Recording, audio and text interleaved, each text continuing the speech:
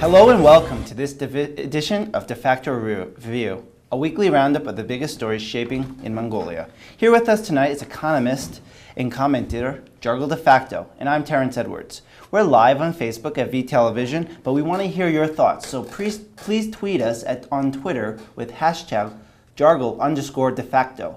Coming up on the program. Presidential race goes to runoff after undecided vote. Markets shaken by Haltma Batolga's lead in presidential vote. Media on alert as controversial new anti-defamation law takes effect. Mongolia was left with an undecided outcome in the presidential election on Monday, leaving a second round of voting between the Democratic Party and Mongolia People's Party candidates. Mongolian People's Revolutionary Party nominee Sanhu Gambatar was knocked out in what turned out to be the first round of voting. That left the Democrats Haltma Batolga and the Mongolian People's Miagam Engpal to battle out in the country's first ever runoff election for the presidency. Former martial arts star and businessman Batolga won the most votes, with 38.1% of the electorate, but he failed to secure the majority. Parliament Speaker Engpal trailed far behind with 30.3%, but was neck and neck with Gambatar until edging out ahead on the last moment. Turnout was 68.27% and included more than 18,000 blank ballots. Those were by protesters that were unhappy with the candidates given to them. So, Jargal, looking back to last Monday, what was your biggest surprise? Well, it is not a big surprise for me. I thought there were major two trends in our last election. This undercurrent of the river was two things. First, Mongolians tend to not give all political powers, legislative, executive, and judicial power, to one political power. That's the avoidance of. That's why the people tried to give more votes to Batolga. That's one trend. Second, because presidential power in the country is more judicial power, because he is nominating every judge in the country. After his judgment, the parliament approves. First trend. Second trend was the two ruling parties, either in coalition or one by one, had lost people's trust, I believe, because none of them even don't receive enough votes. That means Mongolia needs new political power, I understand. That's the situation, to just speak bluntly. Because there's two things that what has happened. First, this is my notes I would like to tell. Second is, now People's Revolutionary Party is not happy with the result of the votes. In particular, they find it's voting frauds because by 2 a.m., Gambatar was running ahead with 10,000 votes more. Then what happened?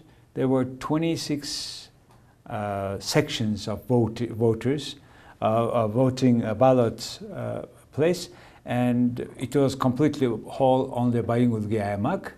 And as a result of counting, they say, with hand, because there were certain reasons. There were either electricity was not there, or it was too far, but somehow their voting was accounted by hand. I don't know why and how and who was there from all these three parties in these remote zones. But however, by 7 o'clock in the morning, this 10,000 superiority has gone. Now Gambatar was losing another 1.5 thousand votes. So Mongolian People's Revolutionary Party had complained about these irregularities to OCC, Election Watch Group in the country. And Mongolia is a member in OCSE, Organizations for Security and Cooperation in Europe, which is consisting of 57 countries, mostly European. Mongolia became member 2012. So where this organization is making sure that in all member countries, fair election is happening. So they mutually agreed to watch each other, and at this time, one of the contender, People's Revolutionary Party, had complained. So we'll see, depending on the result of that election in vouchers, democracy level of Mongolia will be re-evaluated again.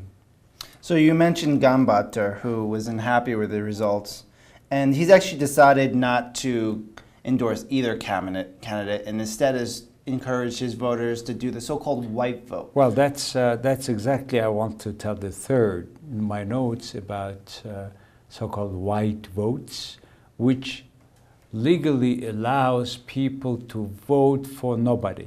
You just don't circle in front of any name. So it's keeping the ballot blank. Yeah, you just keep it blank as it is, and you can vote it, and it is accounted as a vote, but we call it white vote because nothing is blackened in front of the names. So last time, at the last election, remember there was 1.3 million voters, okay?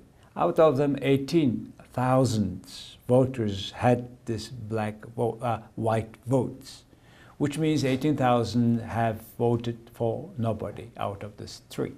Now, the People's Party and many people suggesting that people have now white votes. If it is happening up to, say, more than 10% round of voters, then it is more chance for people, for the two candidates not to be elected because it's neck-to-neck goes. Together, if say divide 90% by 45%, none of them will reach 50% plus one vote, which is required to be elected. So if I understand you correctly, the idea is so many people will hand in a blank vote that neither candidate will get a majority. Yes. And that would actually send the election to square one with primaries and new candidates. Yeah, it means now we are talking re-accounting. What is happening on July 7th is a re-account or re-voting.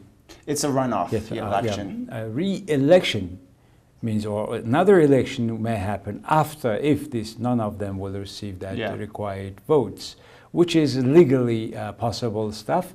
But however, many people also oppose that.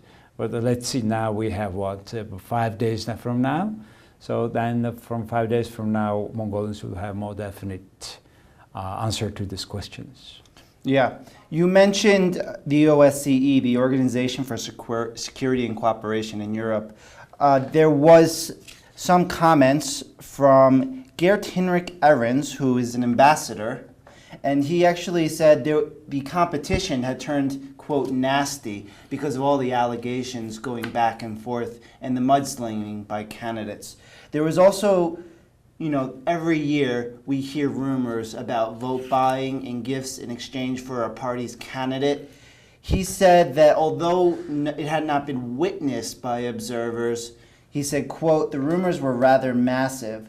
So usually when I attend these observers' statements, they're quite dry. They're very reluctant to go to controversial statements. So I was quite struck by how specific he was being and how negative this ambassador was speaking about. Do you agree with his take? Not only him, many other observers have the similar opinion. And I think it's a time for election commission to reconsider what has exactly happened with independent party, including these observers, to reconsider again what exactly happened, because we are tired of this sort of frauds, and we don't want them again happening either for this coming elections or earlier elections or next year elections. Plus, the other concern is we don't like, it is not very smart to have all elections at the end of June, which is just before Nadam, and after this election everybody disappears for holidays in this country in July and August. So instead, probably it's much better to have election in late September or October before every activity starts. Yeah. So I think this Nadam idea, election, new political power, is not a smart idea for Mongolians. It must remember this fairy tale about ant and grasshoppers. When grasshoppers come in fall to ant ask food, the ant said, "What you have been doing for summer?" The copper grasshopper said, "I was singing all summer." Then the ant said, "Then you can dance all the winter." That's what reminds me about the election at the end of June in this country. So for my take, this is definitely a historical election for Mongolia. This is the first ever runoff election for the presidential race, and it's also shown us that frustrations about corruption have really bubbled to the top, and they really have taken a form of anger in this election. So I think it really will have a certain momentum for the election process going forward. And not only that, we also have the chance for having Mongolia's first complete redo of an election. So a lot of precedents being set here. It's really making history for Mongolia. One step ahead in strengthening democracy and democratic votes. Yes. But also voters will have to make sure that they participate and defend their democracy as well. Moving on, we're taking a look at investors' reaction. Markets were shaken by the surprising lead by Haltma Batolga in the election results, with some mining stocks listed on international exchanges dipping in share price. Shares in Mongolia-based firms plunged after the elections, with Turquoise Hill Resources, which is the majority owner of the Oil Tulga copper mine, and Aspire Mining falling by around 5% because of investors' concerns about comments from the now frontrunner candidate Batolga. Those comments were about the state's need to take control of strategic mining assets and Mongolia deserving a better IMF deal. Mongolian mining was hit hardest, losing 14%. One bright spot was the Mongolian Stock Exchange's largest ever corporate bond this week. Milk producer Su's one-year bond was valued at 6 billion tugrik with a coupon of 17.5%, and it was 12.6% oversubscribed. An underwriter for the deal noted investors were emboldened by the $5.5 billion investment deal from the IMF and partners, but there was a cloud of uncertainty about a possible Batolga presidency. So the president has limited influence over government policy, and those chief functions are introducing and vetoing legislation in addition to the appointment of top-level law enforcement jobs as well as justices for the courts. So given all of that, are all these concerns unwarranted, or do investors really have cause for concern here? Well, this international stock market's fluctuations, as you have described, actually really reflecting the investors' sentiments, which is always in that way in terms of foreign exchanges. Yeah. Not in the case of, unfortunately, Mongolia. I can illustrate it in the case of what is the reason why 14% slow happens, or 14% went down the shares of MMC, which is mostly a company, the father company is Mongolian MCS. Yeah. And Mr. Odjargal.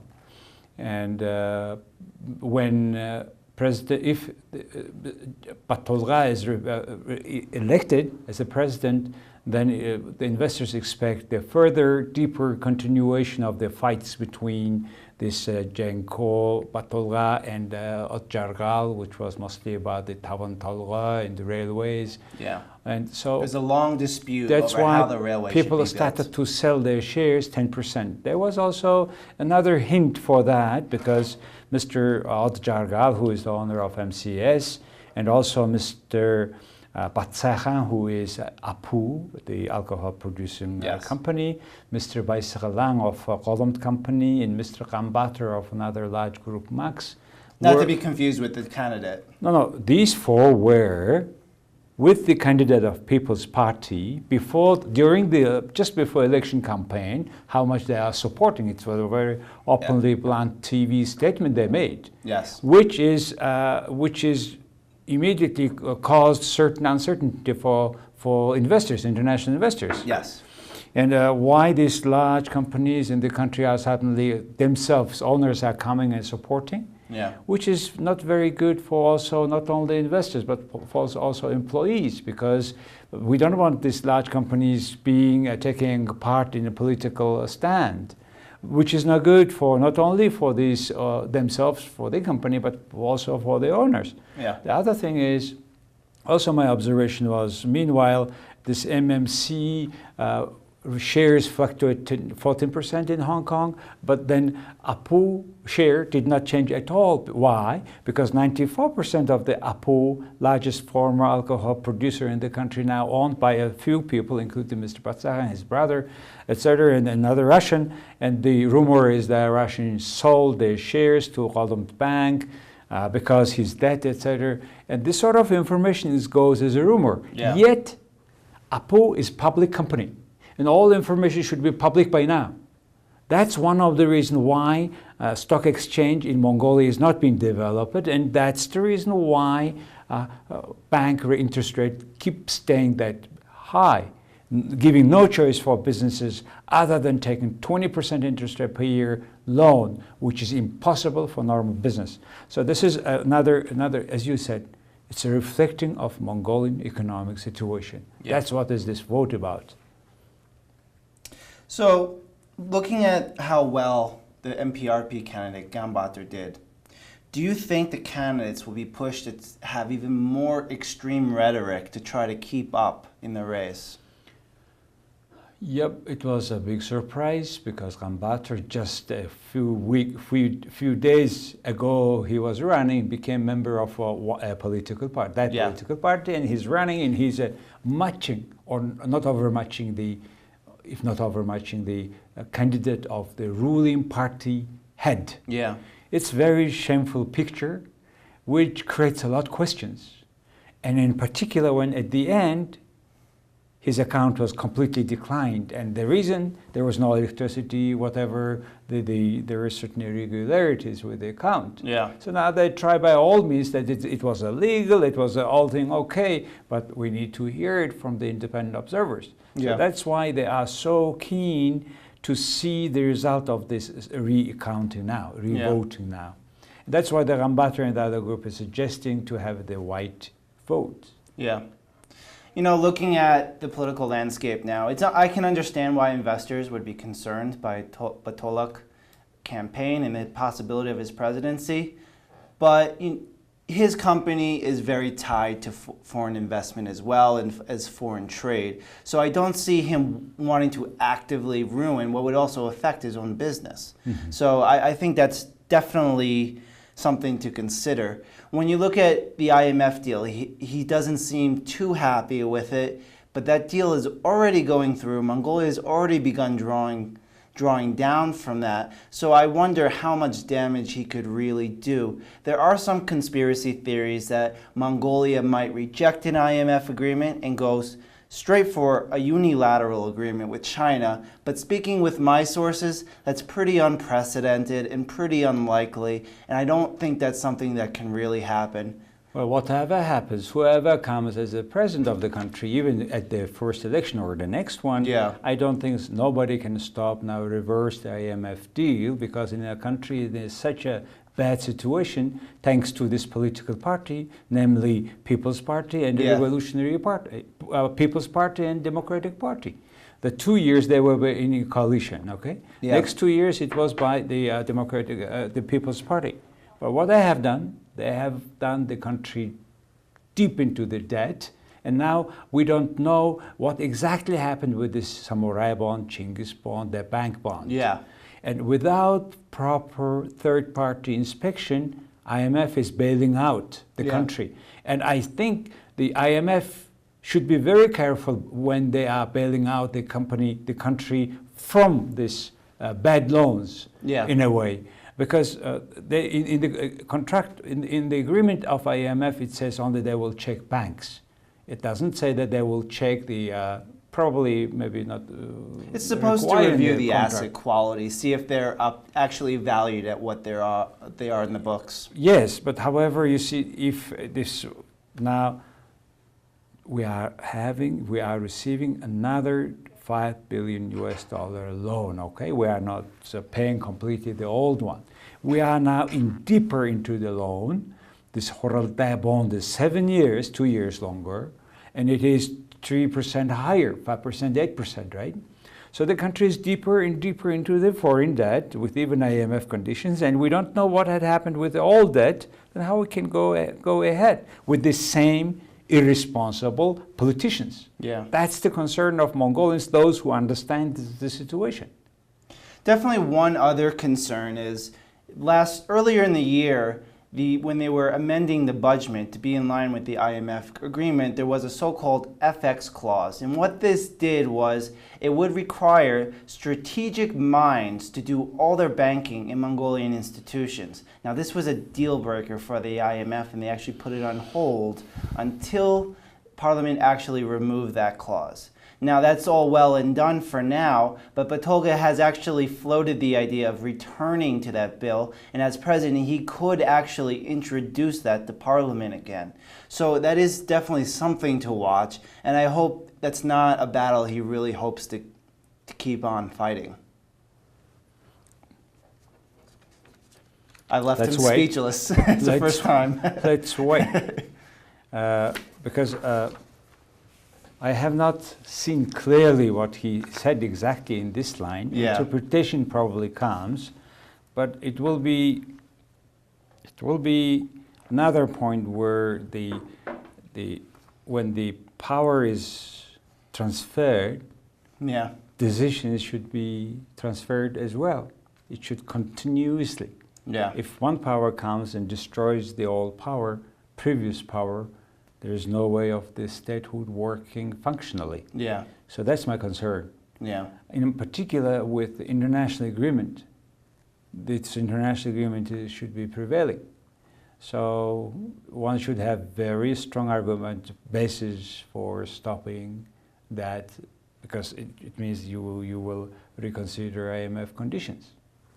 And that's the other reason. If even they reconsider, only $37 million is in out of this $440 million from IMF. Yeah.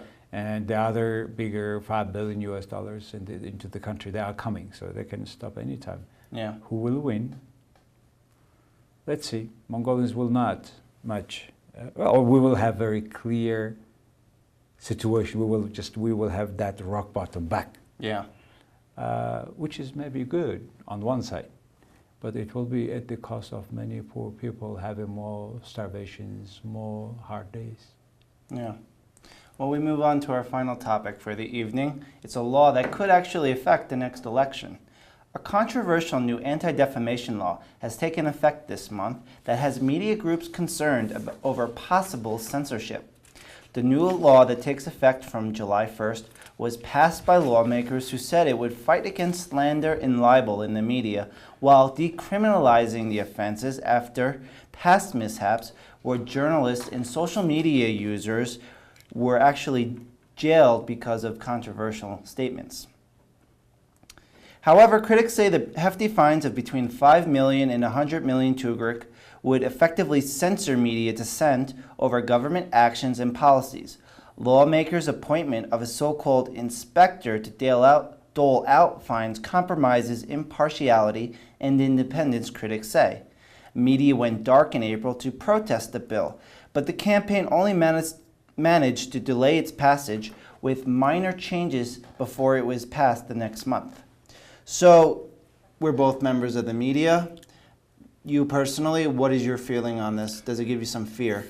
It's uneasiness, that's, I would say, in one word. Yeah.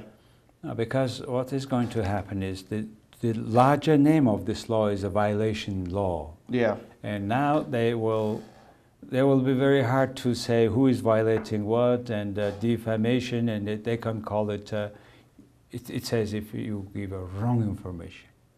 Yeah. Or it's a defamation.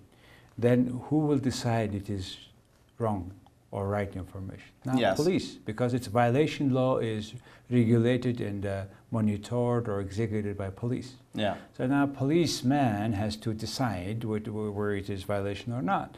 So if he decides, yes, you are violating the law, then up to 20,000 tugriks you will be the wrong tweets in that sense will be, for example, will cost me 2 million tugriks. Yeah. The bad thing is if I don't pay 2 million tugriks and it's accumulated, under any reason, they will say, because I have a debt to this state, I cannot travel, or they will be restrict my movement, etc. So they would at the end prohibit you from leaving the country. Yeah. So the major reason behind is the lawmakers explaining is there are too much defamation, wrong saying about people in our social media world in Mongolia, which in a way true because many people comes with avatar of egg photo and they put different names and then go and strictly attack on personality. Yeah. Mostly they say, oh, this is that origin by his blood, by his appearance, by his... So by all means, they just irresponsibly attacking on people. So that's against that they are taking this measure, which is a little bit overtaken, too much. So what may stop is a normal critique in media. Now the media, the TV, newspapers, will not publish any critiques because they may be regarded as defamation. Yeah. And the person, because they will sue this media or just give the police because it's defamation, Yeah. it will take a long time. So overall, it may mostly limit our liberty, freedom of speech, freedom of expressions under the so-called the violation law. Yeah. Though there is a violation law in the other countries for petty crime, you know, you spitting in the street. Now this violation law in one provision they say about a guy who is making too much noise when other people sleep in an apartment residence apartment. So we like it because people have the right to sleep, right? So this sort of violations understand. But I think there is a press council in Mongolia established recently.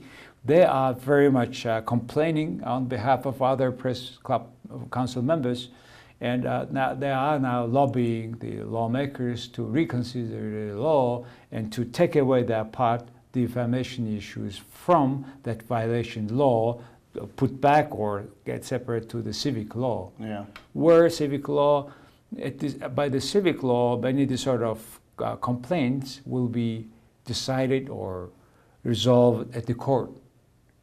Unlike this one where just policeman makes decisions and as a result they can have a penalty. Yeah. Another worse thing, if defamation is remaining, the clause in punishment is remaining in two laws, civic law and this violation law, now the judges have a full right to select one of them.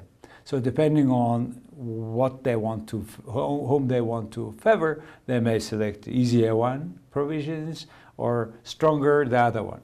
So it brings more misunderstanding in this regard. Yeah. So I think the society has to decide on that. It's more moral issue, moral restrictions of the society. And when the wrong information comes, the people should have a more right to discuss about that, and then the court, the other organs come and help them to make decisions, to prove the facts. Like this election. Two large parties are attacking on each other. One is blaming for 60 billion tugriks raising fund through selling public high-level offices, seats, positions, People's Party. The other, they claim that they have spent, the Democratic Party spent $280 million US, and they, instead of making a railway, they have just left a pile of dirt. So, but then where's the court? Yeah. Mongolian courts keep silence. Why? They cannot take a part. And that's why we want to change this election. The president who is kind of a judge of our legal, a key player of our legal system. Mongolians want justice. That's the whole thing about it. And Mongolians don't like the people who working forever in public office are becoming so incredibly rich.